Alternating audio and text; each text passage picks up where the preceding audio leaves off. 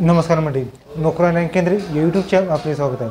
मित्रांनो, समाज कल्याण आयुक्त यांच्यामार्फत गट क सर्व रिक्त पदांची जाहिरात प्रसिद्ध करण्यात आली होती. याच अनुषंगाने मित्रांनो जी मुदतवाढ आहे या ठिकाणी मिळालेली आहे. आपण या व्हिडिओमध्ये या जाहिरातीसंदर्भात हे सुद्धा पाहणार आहोत. तर मित्रांनो, व्हिडिओ शेवटपर्यंत पहा. चॅनल सबस्क्राईब करून बेल आयकॉन दाबा. मित्रांनो, आपण चढा सुरू करूया. महाराष्ट्र शासन यांच्यामार्फत सामाजिक न्याय व विशेष सहाय्यक विभाग यांच्यामार्फत या ठिकाणी पदभरती करण्यात आली. यामध्ये घोषणापत्र आहेत. यामध्ये समाज कल्याण आयुक्त महाराष्ट्र राज्य पुणे यांच्या स्थापनेवर गट क म्हणजे संवर्ग 3 यांच्यानुसार दिनांक 10/10/2024 रोजी या ठिकाणी जाहिरात प्रसिद्ध करण्यात आली. यामध्ये जी ऑनलाईन मुदत होती ती 11/11/2024 पर्यंत होती. तीच या ठिकाणी मित्रांनो 30/11/2024 पर्यंत या ठिकाणी वाढवण्यात आलेली आहे. ओके, तर मित्रांनो, महाराष्ट्र राज्य सामाजिक न्याय व विशेष सहाय्यक विभागामध्ये पदभरती असणार आहेत.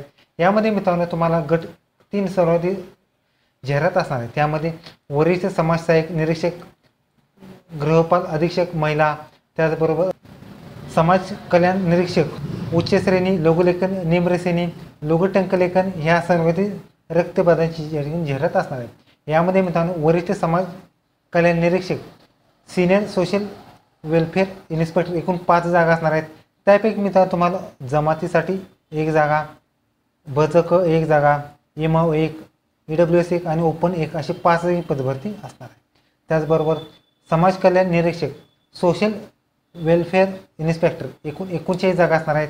त्यापैकी मित्रांनो तुम्हाला अनुसूचित जातीसाठी 3, जमाती 3, बजब 2, बजक 2, बजड 3, विमप्र 2, इमाव 5, EWS 5, SCBC 5, EWS 5, EWS 5, SCBC 2 आणि ओपन 13वी पदभरती असणार आहे. त्याचबरोबर पुढची पोस्ट आहेत वॉर्डनर महिला आणि गृहपाल. यामध्ये एकूण 92 जागा. त्यामध्ये अनुसूचित जातीसाठी 8, जमाती 6, विजा 2, बजब 1, बजक 3, बजड 1, विमप्र 2, इमाव 17, EWS 9, SCBC 9 आणि ओपन 34 पदभरती असणार आहे. त्याचबरोबर वॉर्डनर सर्वसाधारण यामध्ये 61 जागा असणार आहेत. त्यापैकी मित्रांनो सर्वसाधारणमध्ये जेंट्स येऊ शकतात. त्याचबरोबर यांना मित्रांनो अनुसूचित जातीसाठी 5, जमाती 5, विजा 1, बजब 1, बजक 2, बजड 0, विमप्र 1, इमाव 11, EWS 6, SCBC 6 आणि ओपन 23 पदभरती असणार आहे. त्याचबरोबर या ठिकाणी पुढची पोस्ट आहेत उच्च श्रेणी लोकलेखन हायर ग्रेड स्टेनो. यामध्ये 10 जागा. त्यापैकी मित्रांनो अनुसूचित जातीसाठी 1, जमाती 1, बजब 1 आणि EWS 2, OBC 2, EWS 1 आणि SCBC 1 आणि ओपन 3 पदभरती असणार. त्याचबरोबर पुढची पोस्ट आहेत निम्नश्रेणी लघुलेखन lower division lower grade steno एकूण 3 जागा. अनुसूचित जमाती 1, इमाव 1 आणि अशा 3 पदभरती असणार आहे.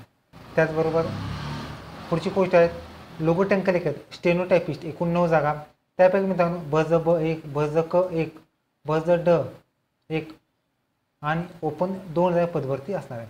त्याचबरोबर यामध्ये जाहिरातीतील नमूद केलेल्या पदसंख्येमध्ये वाढ आणि घट होण्याची शक्यता आहे. त्याचबरोबर या ठिकाणी सर्व आरक्षण असणार आहे. जसं की या ठिकाणी कास्टचं आरक्षण असेल, सर्वसाधारण, महिला, खेळाडू, प्रकल्पग्रस्त, माजी सैनिक, अंशकालीन पदवीधर, दिव्यांग आणि अनाथांसाठी सुद्धा या ठिकाणी आरक्षण देण्यात आले आहे. या ठिकाणी तुम्ही चार्टनुसार या ठिकाणी तुम्ही चेकआउट करू शकता. यामध्ये मित्रांनो तुम्हाला पे स्केल सुद्धा असणार आहेत. पे स्केलमध्ये या ठिकाणी उच्च श्रेणी लोकलेखनसाठी 44,900 1,42,000 दरम्यान, गृहपाल महिला आणि पुरुषासाठी 38,600 ते 1,62,000 दरम्यान आणि वरिष्ठ समाज कल्याण निरीक्षकासाठी सुद्धा तेच असणार. निरीक्षक लघुलेखनसाठी 21,800 ते 1,32,000 पे स्केल असणार आहेत आणि समाज कल्याण निरीक्षक ह्या पदासाठी मित्रांनो 34,400 ते 1,62,000 पे स्केल असणार आहेत. लघु टंकलेखनसाठी 25,500 ते 81,000 पे स्केल असणार आहे. तर मित्रांनो याठी सिलेक्शन प्रोसेस असणार मित्रांनो कॉम्प्युटर बेस्ड एक्झाम असणार आहेत. यामध्ये मित्रांनो तुम्हाला जी एक्झाम असणार आहे 100 गुणाची एक्झाम असणार आहे.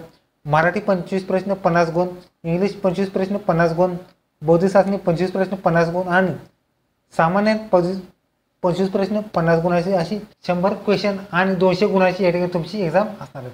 यामध्ये तुम्हाला किमान 90% मार्क तुम्हाला प्राप्त करायचे आहे.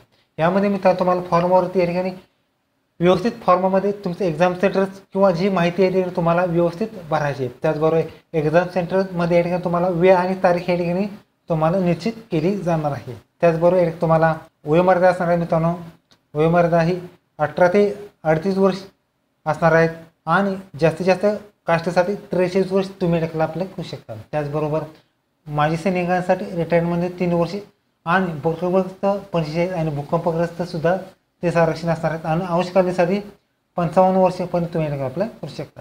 त्याचबरोबर शैक्षणिक पात्रता मित्रांनो, पहिली पोस्ट आहेत गृहपाल, यामध्ये अधीक्षक सर्वसाधारण गृहपालसाठी मित्रांनो कोणत्याही शाखेची पदवी असणं आवश्यक राहणार आहे। त्याचबरोबर शारीरिक शिक्षण विषयातील पदवी असणं आवश्यक राहणार। यामध्ये मित्रांनो तुम्हाला मान्यताप्राप्त विद्यापीठ शारीरिक शिक्षणाची पदवी असणं आवश्यक राहणार। त्याचबरोबर वरिष्ठ समाज कल्याण निरीक्षक ह्यांना मित्रांनो तुम्हाला मान्यताप्राप्त विद्यापीठाची शारीरिक शिक्षण पदवी आणि MA असणं आवश्यक राहणार आहे।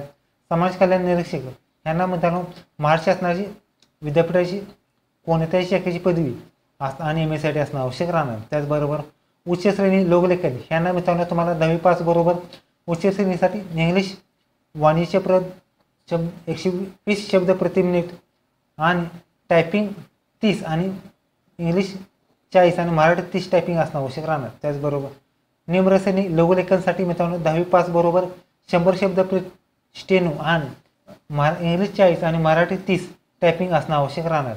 लघुलेखनसाठी मित्रांनो तुम्हाला 10वी पासमध्ये या ठिकाणी किमान 80 शब्द स्टेनो, इंग्लिश 40 आणि मराठी 30 टायपिंग असणं आवश्यक राहणार। अर्ज स्वीकारण्यापूर्वी तुमची या ठिकाणी सर्व डॉक्युमेंट्स आणि पात्रता असणं आवश्यक राहणार आहे।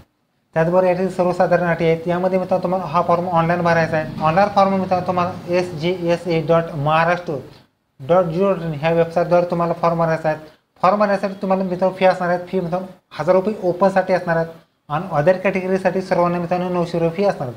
फी मित्रांनो नॉट रिफंडेबल फी असणार आहे।